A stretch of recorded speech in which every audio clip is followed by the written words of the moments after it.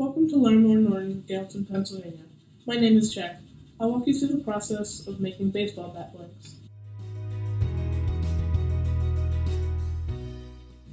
First, a truck delivers the logs to us.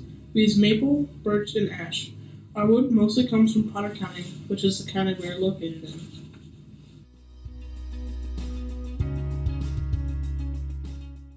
After we unload the truck, the logs go on a belt. A chainsaw cuts the logs into 39.5-inch lengths.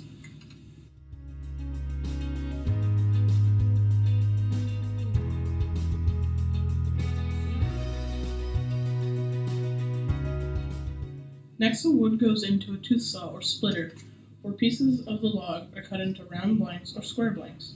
Round blanks are typically used for retail bats, while square blanks are typically used for professional bats because they have a straighter grain.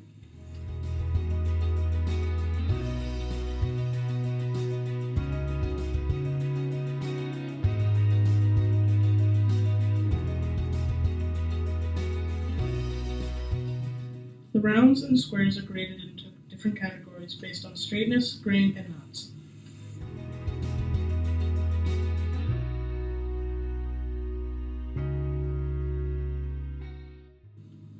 After they are graded, the blanks are placed in kilns.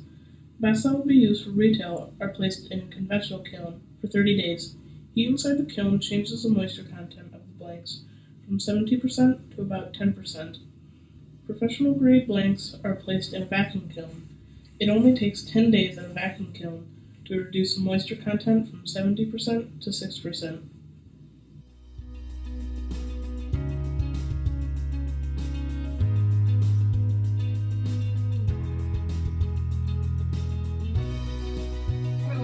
Baseball.